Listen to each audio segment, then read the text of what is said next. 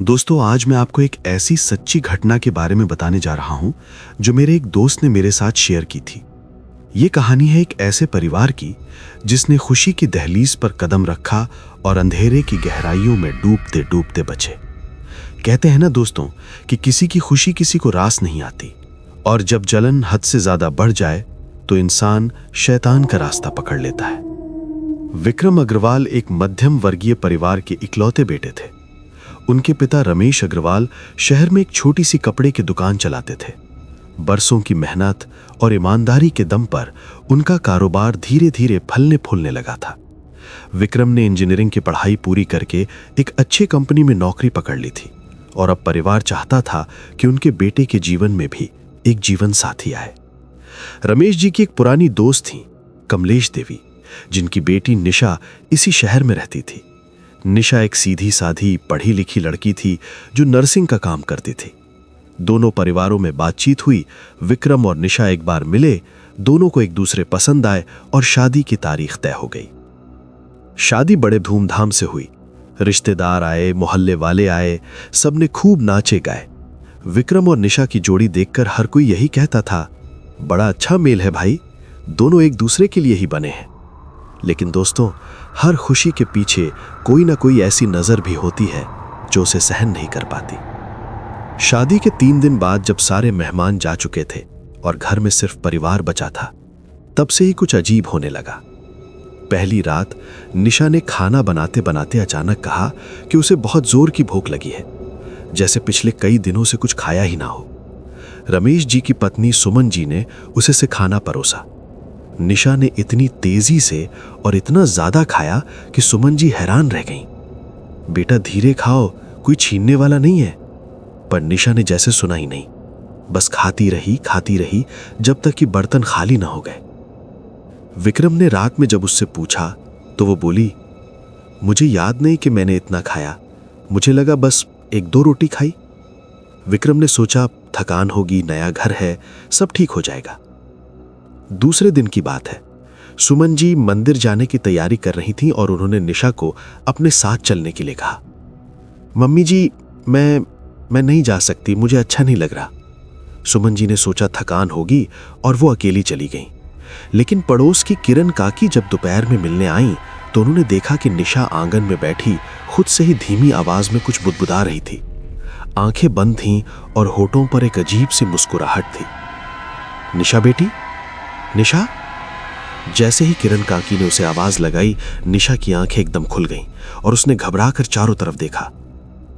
कौन था यहां? कोई था ना अभी? बेटा, यहां कोई नहीं था, सिर्फ मैं थी। निशा कुछ देर तक उस खाली कोने को देखती रही जहां बरामदे की दीवार थी, जैसे वहां कुछ दिख रहा हो उसे। फिर वो चुपचाप अंदर चली गई। उस दिन से घर में एक अजीब सी बेचैनी पसर गई। तीसरी रात की बात दोस्तों, ये रात वो रात थी जिसके बाद विक्रम को यकीन हो गया कि कुछ बहुत गलत हो रहा है। रात के करीब 2 बजे विक्रम की नींद अचानक खुल गई। उसने देखा कि निशा बिस्तर पर नहीं है। वो उठकर कमरे से बाहर निकला तो देखा निशा छत पर खड़ी है, बाल खुले हुए, सफेद कपड़ों में, बिल्कुल किनारे पर। ऊपर से ठंडी हवा चल रही थी और उसके बाल हवा में लहरा रहे थे। निशा, निशा, वहां से हट जाओ, क्या कर रही हो तुम? विक्रम दौड़कर उसके पास पहुंचा और उसका हाथ पकड़ने की कोशिश की, लेकिन निशा ने झटके से अपना हाथ छोड़ा लिया और उसे इतनी जोर से धक्का दिया कि विक्रम 2 कदम पीछे जा गिरा। जब उसने नीचे से ऊपर देखा तो उसका दिल बैठ गया। निशा की आंखें बिल्कुल सफेद हो चुकी थीं, पुतलियां गायब थीं, चेहरे पर एक खौफनाक हंसी थी जो निशा जैसी लग ही नहीं रही थी। उसकी आवाज बदल चुकी थी, गहरी, खुरदुरी, जैसे किसी गहरी खाई से आ रही हो। भाग जा यहां से, ये घर अब मेरा है। विक्रम की सांस रुक गई। वो किसी तरह नीचे उतरा और अपने माँ बाप को जगाया। अगले दिन सुबह घर में गंभीर माहौल था। सुमन जी रो रही थीं, रमेश जी हैरान परेशान थे। भैया, मुझे लगता है इस पर किसी बुरी शक्ति का साया पड़ गया है। मोहल्ले में पंडित शिव प्रसाद जी हैं, बहुत जानकार आदमी हैं, उन्हें बुलाना चाहिए। पड़ोस की बड़ी बुजुर्ग काकी ने यह सलाह दी। उसी दोपहर पंडित शिव प्रसाद जी घर में आए। जैसे ही वो निशा के कमरे के पास पहुंचे, अंदर से जोर की चीख आई। कौन आया है? बाहर निकल जा, मेरे पास मत आ। पंडित जी ने रमेश जी से कहा, घर में नकारात्मक ऊर्जा बहुत प्रबल है, ये साधारण बात नहीं है, किसी ने जानबूझकर कुछ किया है इस पर। पंडित जी ने हिम्मत करके कमरे का दरवाजा खोला। निशा कमरे के कोने में बैठी थी। उसकी नजर पंडित जी पर पड़ी तो वो एकदम खड़ी हो गई। तू कौन है? तू यहां क्यों आया? चला जा, वरना तेरी हड्डियां तोड़ दूंगी। पंडित जी ने मंत्र पढ़ते हुए धीरे धीरे कदम आगे बढ़ाए। उनके हाथ में गंगा जल था। जैसे ही उन्होंने थोड़ा गंगा जल निशा पर छिड़का, वो तड़प उठी। जला दिया, मार डालूंगी सबको। पर पंडित जी नहीं रुके। उन्होंने अपनी पोटली में से भभूत निकाली और उसके माथे पर लगा दी। निशा तेज चीख मारकर जमीन पर गिर पड़ी और बेहोश हो गई। पंडित जी ने बाहर आकर परिवार को बताया, इस बच्ची पर किसी ने काला जादू कराया है, कोई बहुत करीबी, कोई जानने वाला। शादी के दिन ही यह काम हुआ है। इसके शरीर में एक प्रेत शक्ति डाली गई है जो इसे अंदर से खोखला कर रही है। अगर जल्दी कुछ नहीं किया तो ये बच्ची। पंडित जी रुक गए। क्या होगा पंडित जी, बताइए। विक्रम का गला भर आया। ज्यादा समय नहीं बचा, इसे एक बार सही करने का मौका मिल सकता है। यहां से 50 किलोमीटर दूर भैरवगढ़ में एक सिद्ध बाबा रहते हैं। नाम है अघोरनाथ बाबा। वो तांत्रिक शक्तियों में पारंगत है। उनके पास जाओ, पर जल्दी करो। उसी रात विक्रम और रमेश जी गाड़ी लेकर भैरवगढ़ की तरफ रवाना हो गए। दोस्तों, भैरवगढ़ का रास्ता पहाड़ी जंगलों से होकर जाता था। रात घुप अंधेरी थी। सड़क के दोनों तरफ घने पेड़ और कहीं कहीं शमशान की लपटें दिख रही थीं। विक्रम का दिल जोर जोर से धड़क रहा था, पर वो एक ही बात सोच रहा था, निशा को बचाना है। करीब 2 घंटे बाद वो एक टूटे हुए मंदिर के पास रुके, जहां एक बड़ी सी धोनी जल रही थी। वहां एक बुजुर्ग, लंबे बाल और माथे पर भस्म लगाए बाबा बैठे थे। उन्होंने दोनों को देखा और बोले, आ जाओ, मैं जानता था कोई आएगा। विक्रम और रमेश जी ने सारी बात बताई। बाबा ने अपनी आंखें बंद की और कुछ देर मौन रहे। फिर बोले, तुम्हारी बहू पर जो है वो बहुत पुरानी और प्रबल शक्ति है। किसी ने शादी के दिन उसके दुपट्टे का एक धागा तोड़ा था, उसी के जरिए ये किया गया। अब मैं उसे वापस उस पर भेज सकता हूं जिसने ये किया, लेकिन तुम्हें एक चीज देनी होगी। बहू के हाथ की एक चुटकी मिट्टी, उसी आंगन की जहां वो खड़ी थी जब ये शुरू हुआ। रमेश जी के पास वो मिट्टी थी जो उन्होंने पंडित जी की सलाह पर पहले ही रख ली थी। बाबा ने मिट्टी को धोनी के पास रखा, कुछ मंत्र पढ़े और फिर बोले, अब जाओ, कल सुबह तक बहू ठीक हो जाएगी और जिसने ये किया उसका हाल बहुत बुरा होगा। दोनों घर लौटे। रात को स्टोर रूम से कोई आवाज नहीं आ रही थी। पहले वहां निशा चिल्ला रही थी। अगली सुबह जब सुमन जी ने धीरे से स्टोर रूम का दरवाजा खोला तो निशा शांति से बैठी थी। आंखें सामान्य थीं, चेहरे पर कोई विकृति नहीं थी। वो थकी हुई लग रही थी, पर निशा थी, असली निशा। मम्मी जी, मुझे क्या हुआ? मैं यहां कैसे आई? सुमन जी ने उसे गले लगा लिया और रो पड़ी। उसी शाम एक और घटना हुई। मोहल्ले के दूसरे छोर पर जो पुराना घर था, वहां रहती थी नलिनी देवी।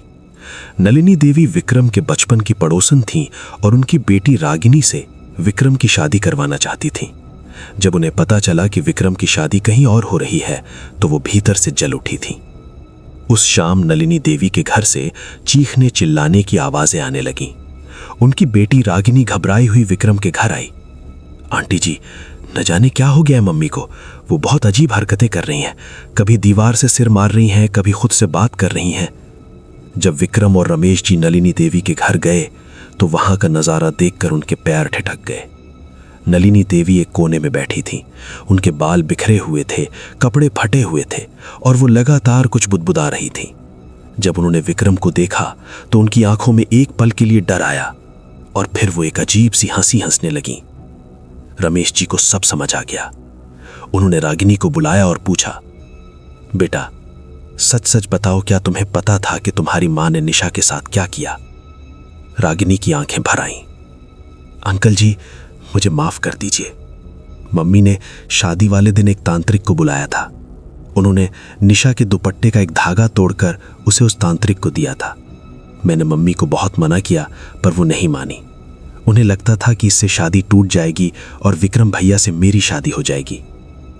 मुझे नहीं पता था कि ये इतना आगे चला जाएगा। वहां खड़े सब लोग चुप रहे। उस दिन के बाद नलिनी देवी का कोई इलाज नहीं हुआ। न किसी डॉक्टर ने उन्हें ठीक किया, न किसी पंडित ने उन्हें ठीक किया। उन्हें एक कमरे में रखा गया। कभी कभी वो खुद से बातें करती, कभी रोती, कभी चुप हो जाती। उनकी आंखों में एक अजीब सी खालीपन आ गई थी।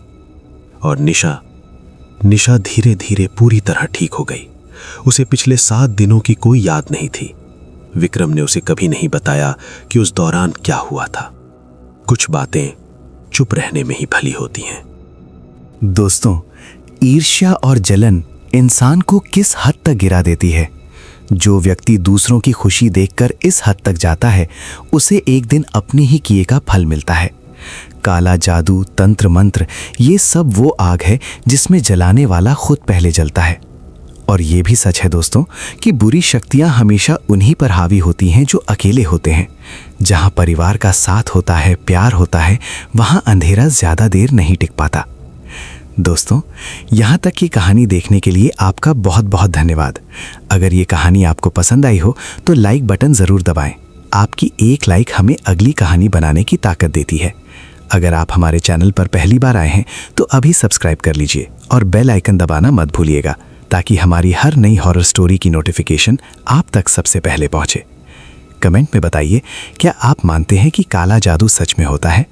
और अगर आपके आसपास भी कोई ऐसी घटना हुई हो तो हमें ज़रूर लिखें। हम आपकी कहानी भी इस चैनल पर लाएंगे।